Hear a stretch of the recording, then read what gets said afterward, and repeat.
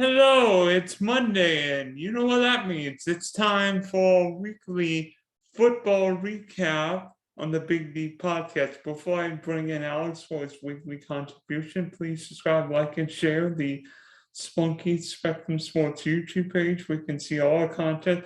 Sorry, we're not perfect with our playoff picks, but we'll try and get perfect sooner or later. You can also check out my wide receiver video from last night. Also check out the Big D podcast on Spotify and Apple.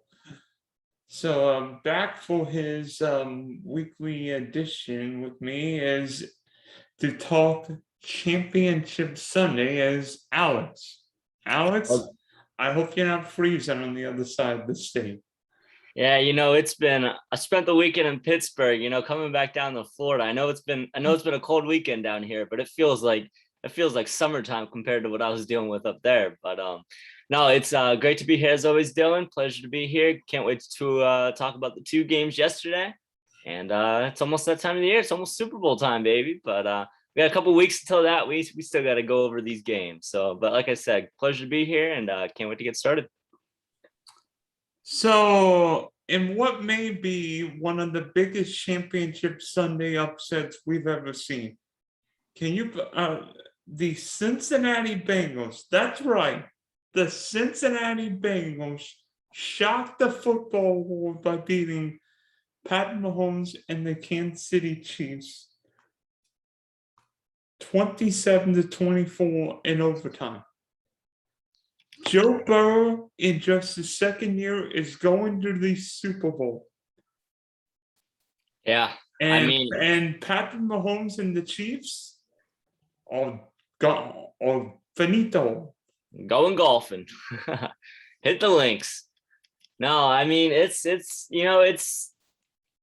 I guarantee you there wasn't very many Cincinnati Bengals Super Bowl predictions at the start of the season, or even at the start of the playoffs, I would even say. I mean, I think the majority of people had the AFC running through either Kansas City or Buffalo. And I know those were the two teams that we picked coming out of the AFC. Obviously, we didn't quite hit the mark there. Other than Cincinnati Bengals diehards, I don't think a lot of people saw Joe Burrow and company being able to get it done. I mean, to be honest, though, I do want to call back to our episode at the very start of the playoffs. And I do think I mentioned a nice little comment there saying, hey, if there's any underdog team to watch in the AFC, watch out for those Cincinnati Bengals. I do believe that did come out of my mouth at the start of these playoffs, so I'll take a little bit of credit for that. But, obviously they weren't my Super Bowl pick. I had them as a sleeper, but congrats to them. I mean, it's great to be able to see new teams going to get to the Super Bowl. We've seen so many Tom Brady Super Bowls. We've seen so many Patrick Mahomes Super Bowls. It's nice to be able to get a little bit of a different flavor going in there. So I can't wait for the game. It's going to be great. But, congrats to the Cincinnati Bengals for doing what I don't think very many people expected them to be able to pull off. I saw some. This is how crazy the Bengals odds for winning the AFC Championship all this year. I saw somebody on Twitter with $1,000 free bet for the Cincinnati Bengals to make the Super Bowl. Wow. And you know how much that person won? How much? I'll give you a hint. Back in the day, it was a pretty decent championship of Super Bowl share. I bet. You want me to tell you how many digits it was? Yeah, go for it. Wow, a little fiver? Nice. $60,000. I don't mean $1,000 free bet. Free bet. Wow. I don't mean to kind of trump you here, but I did see something on Twitter yesterday.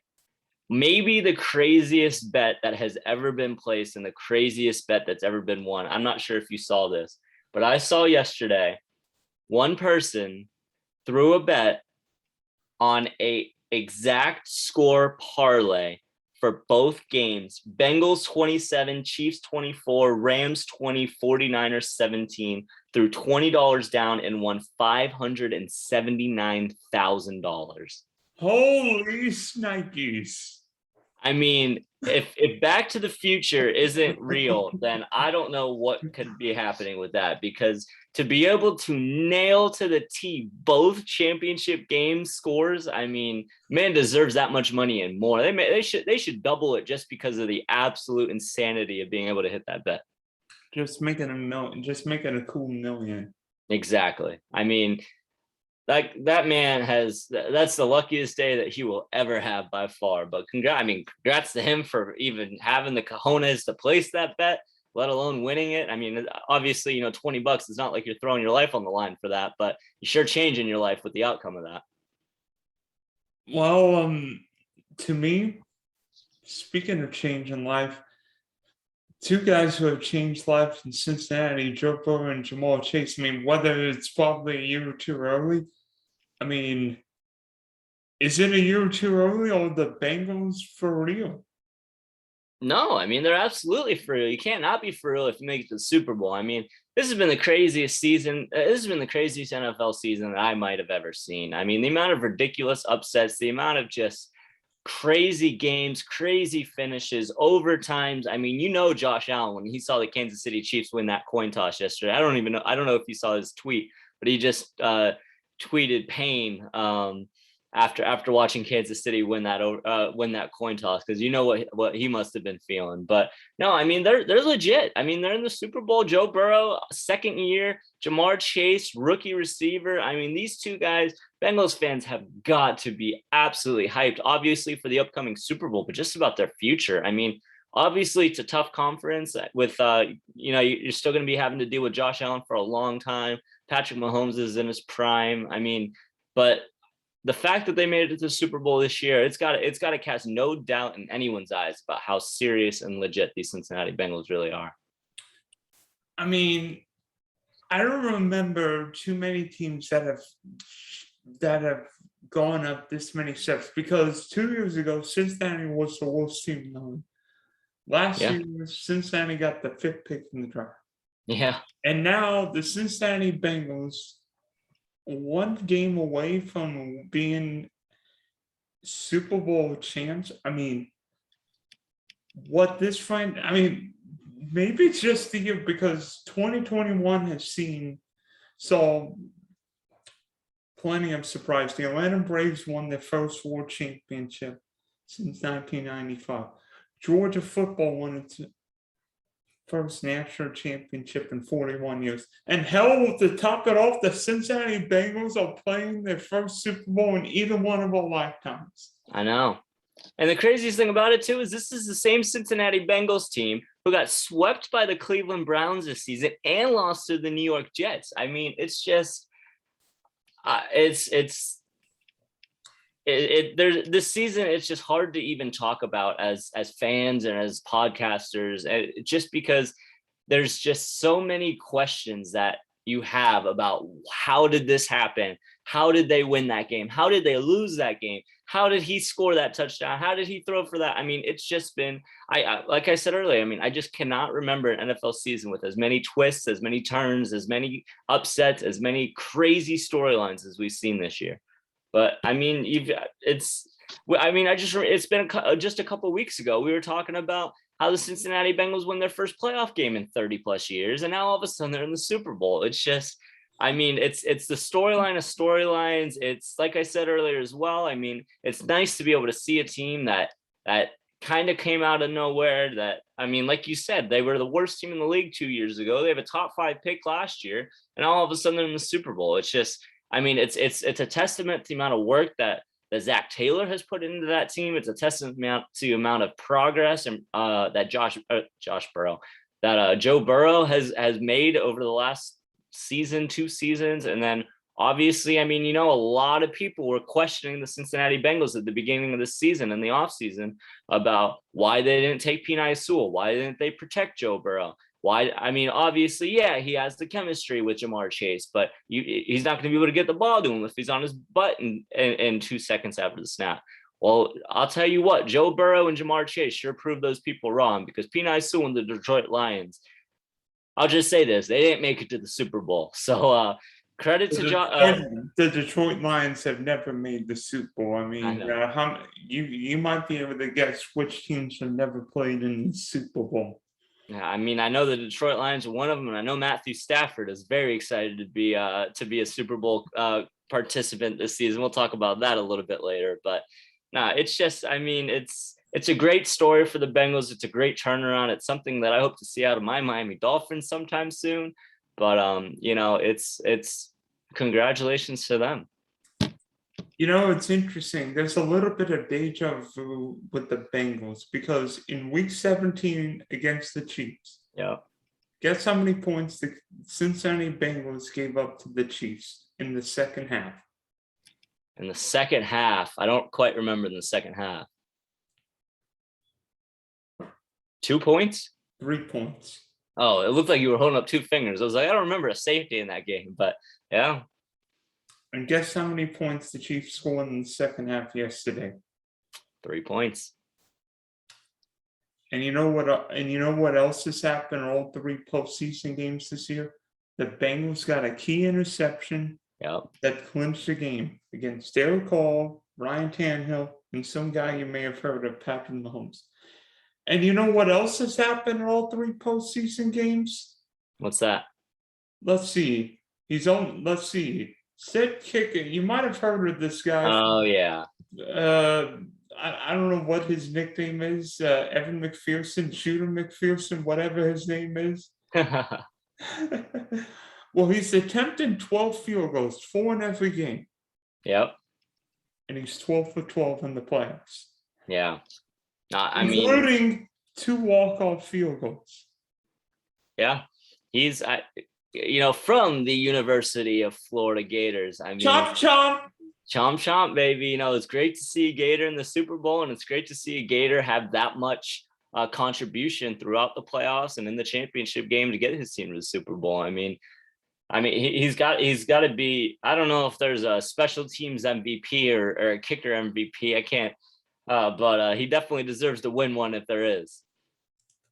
By the way, who is the unsung hero for this Bengal team? Because there's so many we overlook. I mean, people know Joe Burrow, Jamar Chase, Joe Mixon, Zach Taylor, but who's the unsung hero for this Bengal team?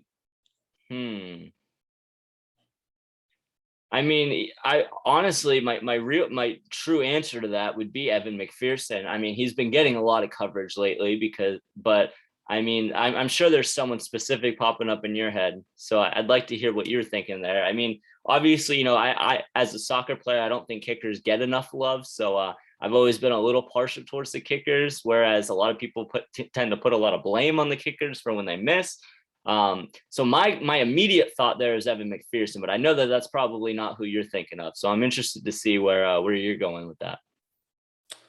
I mean, I don't know if we call him unsung hero, but T. Higgins was big yesterday, especially when Uzama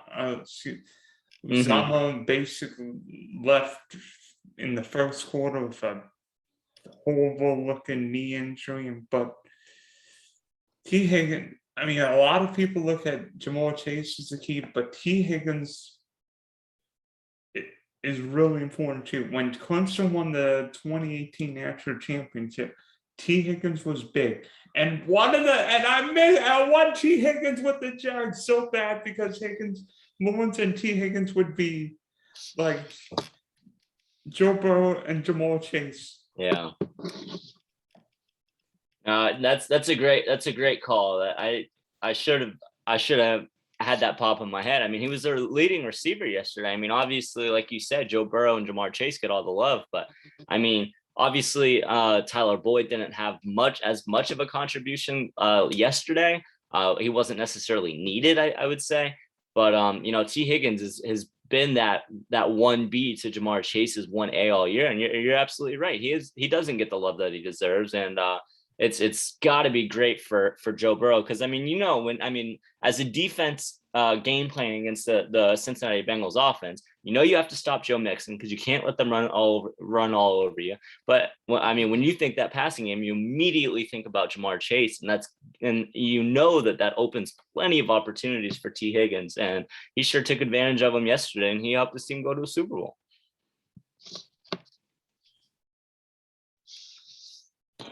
But obviously, we the Cincinnati Bengals deserve a lot of praise. I mean, they are going to the Super Bowl. They won the game. But I do want to talk to you really quick about the other side of the coin. I mean, Patrick Mahomes.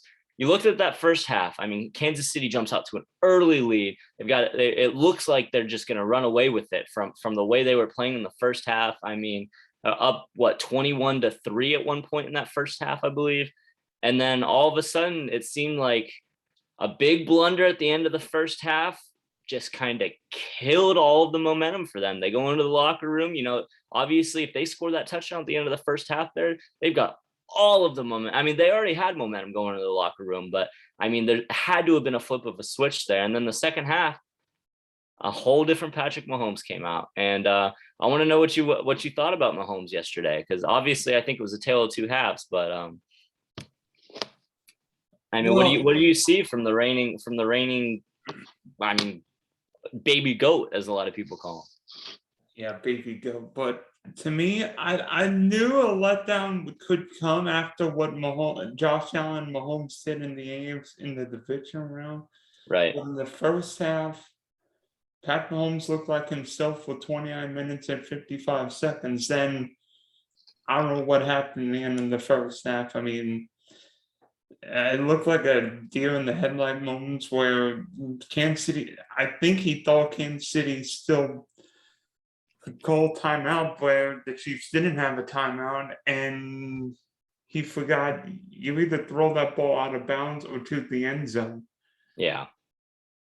And Tyreek Hill didn't have a prayer in reaching the end zone. Right. No, not a chance. And then in the second half, I don't think I've ever seen Pat Mahomes play a Wolves half of football. He looked tired. He made way too many mistakes, held the ball way too long. Yeah. Tried to force it, took sacks, barely fumbled. I mean, the two interceptions were just, ugh. Yeah. And even the start of overtime, the first play of overtime could have and probably should have been intercepted. Yep, absolutely. And I mean, at the end of the fourth quarter, Mahomes almost cost the Chiefs a chance to tie by running around and taking like a 15-yard loss and making Butker kick a 43, 44-yard field goal. I mean, that was the worst half of football I've ever seen Patrick Mahomes play. And he is 100% solely responsible for the Chiefs losing that game. The Chief defense played well enough to win, limited Jamar Chase. Burrow didn't play his best game, but Patrick Mahomes is 100% responsible for why Kansas City is not playing in LA. Yeah. I mean, it's obviously, I mean, I have no choice but to agree with you there. I mean, it's pretty black and white. I mean, he just looks stiff. It looked like, I mean, he's not, we're so used to when we're seeing Patrick Mahomes play. I mean, his mobility, his creativity, his ability to escape guys, extend plays, run around, find the open man. And I mean, when he does that, when you've got the weapons like Travis Kelce and Tyreek Hill and Mecole Hardman and Bryson Pringle, I mean, when you've got weapons like that and he's able to extend the play that long, it's almost impossible to be able to cover guys like that, either a big body like Travis Kelce or a speed demon like Tyreek Hill. But it just seemed like, he had all the time in the world. And that was the craziest thing, is it seemed like every time I watched Patrick Mahomes drop back, he had a year and a half to be able to throw the ball. But instead of kind of moving around and flowing with the play and giving and creating, because wide receivers are taught, you run your route, and if you see that quarterback still got his hands on the ball, you got to be able. That's when you create the space. That's when you create the route. Someone checks two, someone goes long, someone cuts across the middle. You're giving him those extra windows to be able to throw to.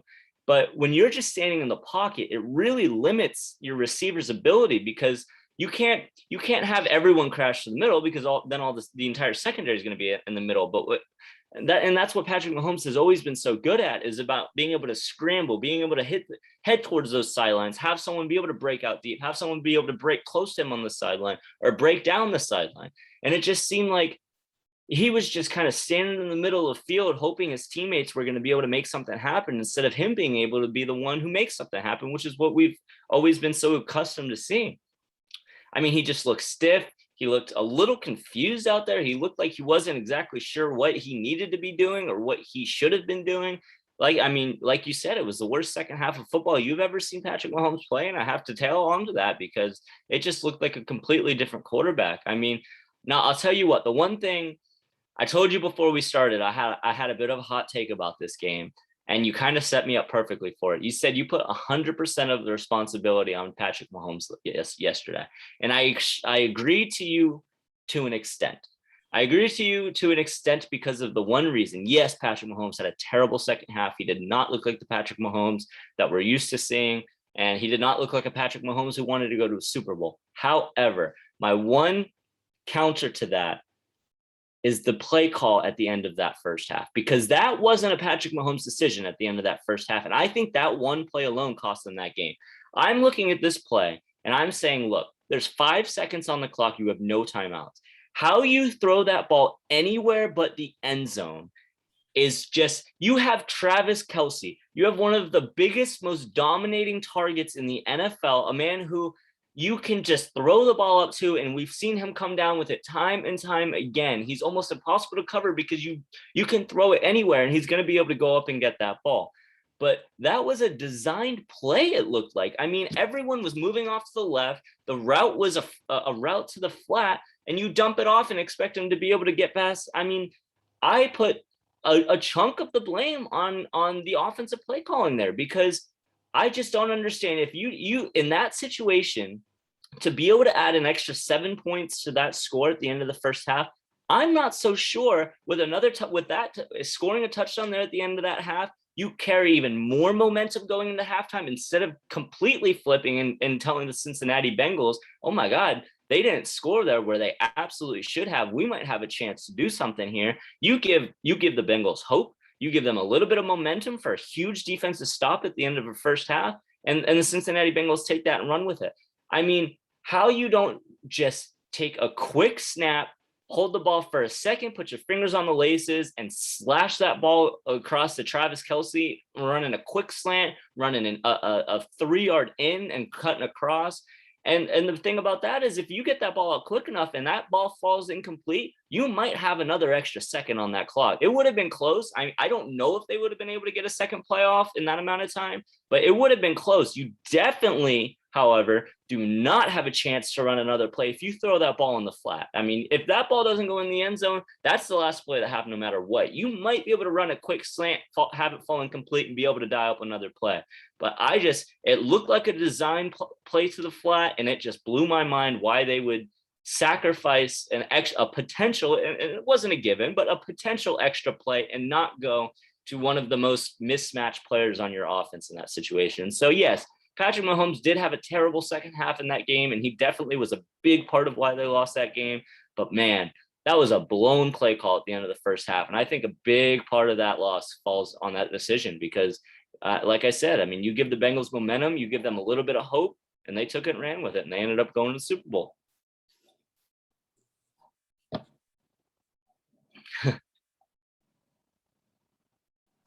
I know I blew you away with that take, huh?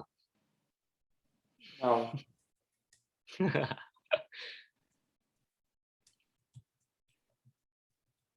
But I don't know. I mean, you want to go on about this game a little bit more? Or you feel like it's time to switch it up?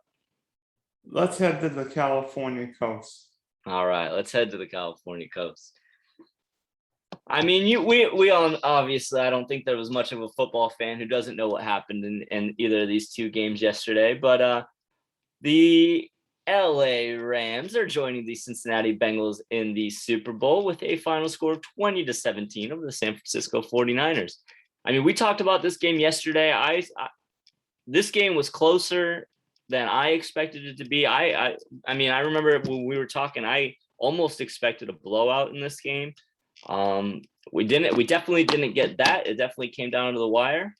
But what's your take from the Rams 3-point win over the 49ers? Couple factors. One, if everybody, Matthew Stafford has taken more negative abuse than a lot of number one picks I've ever seen. Yeah. You know, this guy, Matt Stafford, played for a losing franchise without dependable wide receivers except Megatron. Didn't Right. play without a great running game. Find crappy offensive lines in the division with Aaron Rodgers for the decade.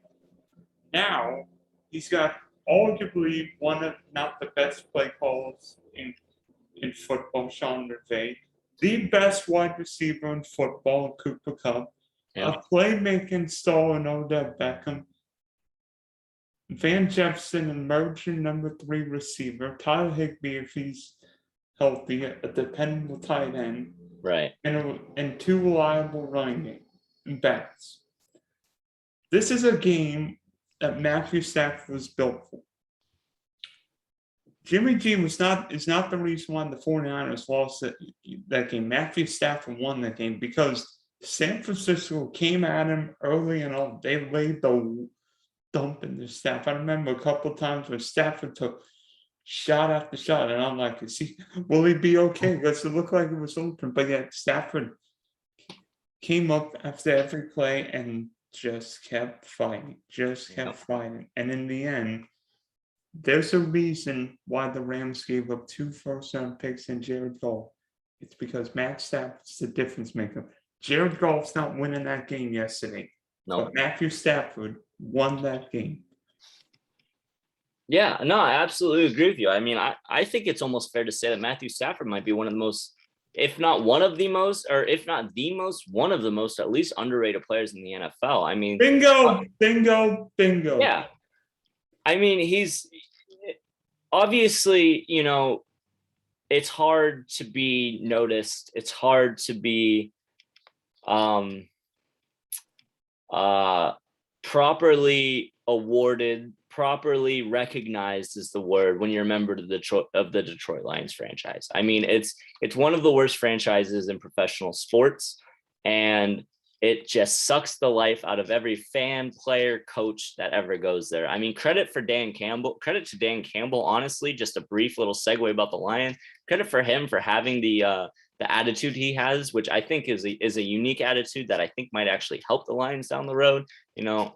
But I mean, Matthew Stafford must have been singing praises to Jesus in this offseason when he got the call that he was moving to sunny LA instead of frigid Detroit and able to play for a competent franchise. Because, I mean, as he proved yesterday, like you said, Jared Goff wasn't going to win that game yesterday. You flip Jimmy Garoppolo and put him on the Rams yesterday. I don't think he wins that game yesterday. You know, and by the way, you said Jimmy Garoppolo wasn't the reason why the 49ers lost that game. It was more Matthew Stafford winning that game, and I absolutely agree with you. However, Jimmy Garoppolo did not help the 49ers case. I mean, watching that fourth quarter drive, that very last drive of the game, I called it was going to be an interception before the drive even started, because it's just Jimmy Garoppolo is not.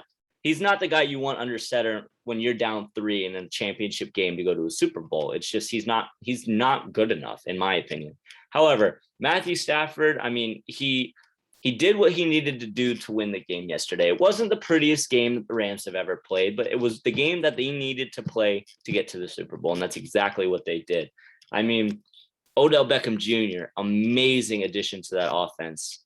Cooper Kupp, like you said, best receiver in football. 2 very strong running backs, 2 very different running backs who complement each other very well. Obviously, the Tyler Higbee injury hurts really bad for the Rams. You know that they're hoping that he's going to be able to be ready to play in that Super Bowl game, because he's a key part of that offense as well. But I mean, at the end of the day, the Rams were the better football team. There was really no ifs, ands, or buts about it. The defense just overwhelmed the 49ers. The offense is more methodical, is more they have a better game plan with a better coach to be able to put them in the best situations to win that game. It wasn't pretty, but they did what they needed to do to win that game. Jimmy Garoppolo just isn't good enough to be able to take that game over and win it. And the biggest thing that the 49ers are really good at is running the football. And I don't know if you've seen the rushing stats from the 49ers A lack yesterday. of rushing stats where the Niners ran for a grand total of 50 yards. Yeah, I mean, That's not obviously, Kyle Shanahan. You're not going to win too many playoff games if you're a run-first team.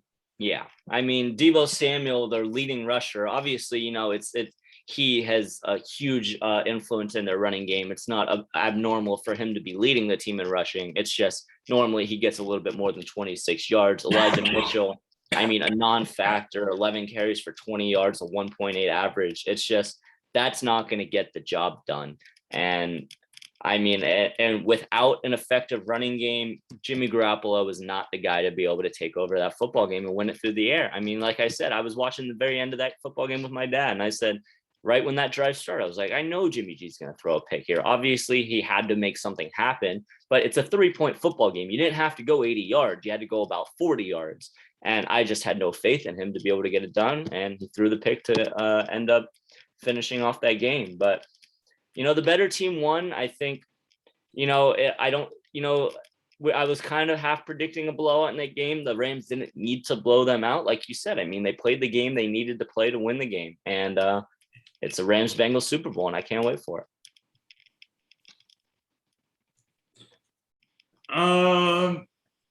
To be honest, one other difference with the, it's weird looking at the 49ers. I mean, I'm not sure because of coincidence or not, but 2 years ago, Kyle Shanahan and the 49ers blew a double-digit lead in Mahomes in the Super Bowl. Mm-hmm. Yesterday, Kyle Shanahan and the 49ers blew a double-digit lead to the LA Rams. Yeah. And even if you remember back to the Super Bowl 51, when it was the OC in Atlanta, the Falcons blew a 28-3 lead against the Patriots. Is it because Kyle Shanahan's a bad coach or what? Because in 3 big games, Kyle Shanahan's teams have blown double-digit leads. Yeah, I know. It's I honestly, I can't believe the Rams got this. I'm not the Rams. I'm sorry. I cannot believe the 49ers got this far. I think the 49ers are, going into this season as a Miami Dolphins fan, we own the 49ers pick this season. So we had the same exact situation last season with the Houston Texans. I was rooting against the Texans all year because I want that draft pick to be as high as they can. It's very exact same situation with the 49ers. And I was pretty confident, going into this season, I was thinking, the 49ers, they've got some decent talent on that team. But I don't think that they've got the quarterback, and B, just the overall team to be able to really make too many things happen this season. I was expecting about pick 15 was about where I thought Miami was going to end up this year. I just, I really think the 49ers got lucky this offseason. I think that the 49ers were overrated, and I can't believe it still just shocks me that the San Francisco 49ers got to the NFC Championship game this year. I mean, if it wasn't for the Dallas Cowboys obviously that game, the running play by Dak Prescott did not help their case. They still had a lot of work to do, no matter that play happening or not. But I can't believe they got past the Dallas Cowboys. We know the Green Bay Packers are choke artists in the playoffs, but I cannot believe that the 49ers got past the Green Bay Packers. And I can't believe that it was only a 3-point game against the Rams. I mean, I guess I have to give credit to the 49ers for being able to make it that far, because I just really did not see it in them. Agree. Because, sometimes you just see, I feel like in a way the 49ers are a team built to have a lead, because the San Francisco lead, the Niners can run the ball. But if you get San Francisco trailing, like on the last drive, Jimmy G's not a guy who can overcome a deficit. Joe Burrow can overcome a large deficit. Josh Allen can. Pat Mahomes can. We even saw yesterday Matthew Stafford and the Rams overcame a large deficit. Yeah, I think you nailed it on the head right there. So we're going to have a lot about the Super Bowl. But you know what's interesting about the Super Bowl? Lately, there have been a lot of old coaches in the Super Bowl. Andy Reid, Bill Belichick, Bruce Arians. Well, we've got two, I don't know if we call them young coaches in the Super Bowl. Zach Taylor, who I cannot believe he will be coaching the Super Bowl in a couple weeks. I know. Zach Taylor is all of 38 years old. And it's funny about Mr. Taylor because if I'm not mistaken, he was the LA Ram quarterback coach. So talk about coaching trees. We've seen Bill Belichick coaching trees not always work out well. Andy Reid coaching trees work out better. How about Sean McVay's coaching tree with one of his proteges against the man himself? Oh, by the way, Sean McVay is actually younger than Mr. Taylor because Sean McVay, can you believe this? Is still 36 years old. I know. He's younger than half the old quarterbacks in football. He's younger than Aaron Rodgers. And he has created one of the most electric and fun to watch offenses in the NFL. I mean, and that's just, it's a testament to where this league is going. I mean, you look at some of these head coaching candidates. I mean, from a bias perspective, I'm looking at Mike McDaniel, the 49ers offensive coordinator, who is one of the top candidates for the Miami Dolphins job. He's not, I mean, he's one of the younger up and coming guys. I mean, you look at one of the Jaguars targets, if we want to stay within our podcast. I mean, Byron Leftwich, he wasn't out. He hasn't been out of the league for too long. I mean, he's not a 50-year long experienced head coach in the league. I mean, it just seems like with the creativity that's needed to win in the NFL these days, because these defenses have seen everything at this point. These defensive coaches have seen every kind of offense that people can imagine, and you've got to be able to adapt and stay creative and keep those defenses on their toes, or else you're not going to be able to make anything happen. And it's been really fun to be able to see the development of these coaches that have learned under, and it's so interesting to see, you know, the trees, like you mentioned, the Mike Shanahan tree. I mean, the Bill Belichick tree gets talked about all the time, and I knew that well with Brian Flores. I mean, it's become a new NFL. Obviously, it's pass heavy. You know, it's all about creating different schemes and creating different lineups to make the defense not sure about what they're seeing. I mean, this is we're only talking about the offensive side of the ball. We haven't even gotten on into the defensive side of the ball with different blitz packages and different coverages and disguised coverages and disguised blitzes. And it's just it's a joy as a fan. I mean, I know you enjoy it. It's been great watching these new age coaches really come in and be able to create NFL offenses and NFL defenses and show the fans things that they haven't seen before. And I love it. I mean, I don't want to see Andy Reid and Bill Belichick going up against each other in the AFC Championship game, or you know, it's old news. It's stuff that, you know, it was great 10 years ago, even when it was the Peyton Mannings and the Bradys and the Breezes but you know, it's new football. It's getting exciting again, and it's fun to watch as a fan and just as a lover of the game. I'm all for it. I'm welcoming it, and you know, it's something that I'm enjoying. I can't wait to see more of in the future. Yeah, and the fact that these guys are still in their mid to upper 30s, potentially 20, 30 years ahead, who knows what these young pups can do? I mean, Matt LaFleur was part of the Sean McVay coaching tree, and we'll see who's the Ram. Maybe the Rams OC becomes the next HC. Yeah, it seems like everybody's picking